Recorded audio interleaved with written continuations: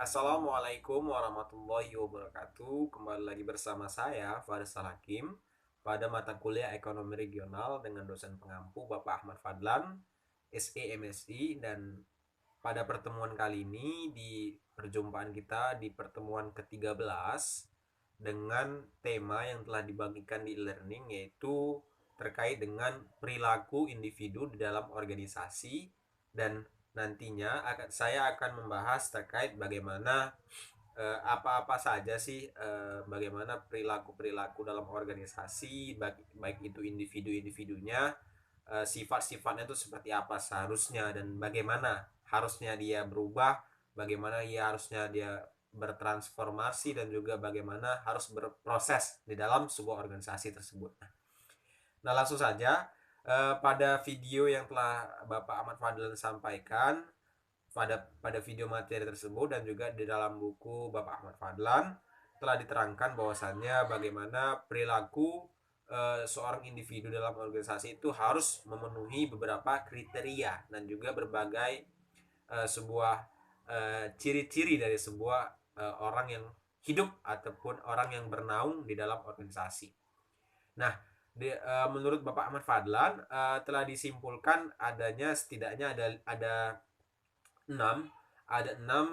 sifat dari bagaimana individu dalam organisasi tersebut. Namun pada kesempatan kali ini saya akan menjelaskan setidaknya ada 4 yang akan saya terangkan di dalam penjelasan video saya kali ini. Nah, langsung saja, dalam penjelasan itu bagaimana perilaku individu itu harus memiliki yang namanya sifat bagaimana komunikator.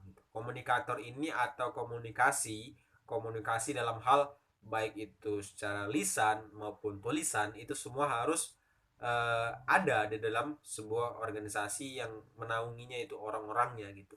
Jadi ketika orang-orang tersebut tidak menguasai dan yang dinamakan bagaimana komunikasi yang baik terkait dengan lisan maupun tulisan, semuanya itu bakal terasa sia-sia gitu. Karena manfaat dari organisasi itu adalah membina daripada kemampuan yang ada dalam diri kita untuk bisa survive nantinya setelah keluar dari organisasi tersebut, setelah lepas dari organisasi tersebut. Nah, komunikator ini juga penting, gak hanya di organisasi, dia juga penting di kehidupan real ataupun kehidupan nyata, dalam kehidupan pekerjaan dan lain sebagainya gitu. Itu yang pertama, komunikator ataupun komunikasi. Kemudian yang kedua, sifat yang harus ada dalam sebuah individu dalam organisasi yang kedua, yaitu bagaimana terciptanya profesionalisme.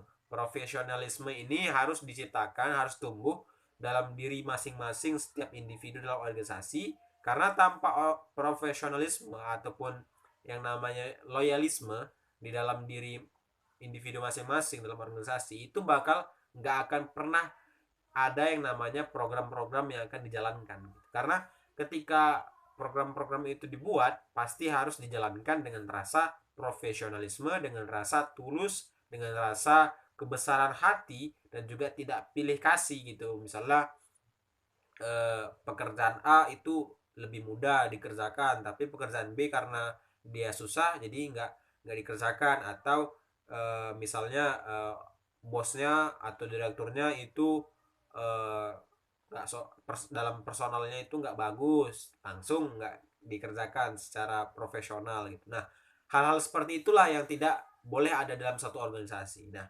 profesionalisme ini sangat penting bagi kehidupan organisasi maupun kehidupan nyata maupun kehidupan pekerjaan dan lain sebagainya. Nah, itu yang kedua. Kemudian yang ketiga, yaitu bagaimana harus terciptanya leadership dalam diri sebuah orang di organisasi gitu. Karena tanpa leadership, tanpa ada kepemimpinan baik di dalam diri kita sendiri maupun dalam tonggak pemimpin dari organisasi tersebut, maka nggak akan pernah bisa mengkomandoin apa-apa yang harus dikerjakan gitu. Nah, inilah pentingnya leader, terkhusus kepada diri masing-masing gitu.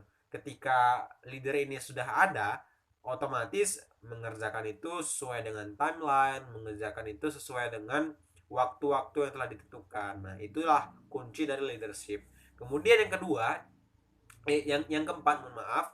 Yang keempat itu adalah entrepreneurship gitu. Entrepreneurship ini apa? Entrepreneurship ini lebih kepada bagaimana kita menggerakkan kemampuan kita, keinovatifan kita, bagaimana kita berpikir untuk maju ke depan dengan cara kita melakukan sebuah gerakan yang mengacu kepada perekonomian gitu. Perekonomian, anggaplah kita mulai dari kecil-kecilan gitu, misalnya berusaha yang kecil-kecilan, misal buat minuman atau usaha jualan apalah, gorengan atau apa gitu. Hal seperti itulah yang memacu bagaimana kita untuk survive gitu, survive dari nol gitu, untuk bisa berjalan dari nol, meniti karir untuk kedepannya lebih baik lagi. Nah, itu tadi itu tadi empat poin yang harus ada dalam sebuah individu dalam organisasi. Dan ada setidaknya ada 2 poin lagi sebetulnya, yaitu saya sebutkan aja. Yang kelima itu adalah thinker, peneliti. Dia harus meneliti. Yang keenam itu adalah edukator ataupun sebagai agent of change dalam sebuah organisasi. Nah, berikut materi yang dapat saya sampaikan. Lebih dan kurang saya mohon maaf. Kepada Allah saya mohon ampun. Wassalamualaikum warahmatullahi wabarakatuh.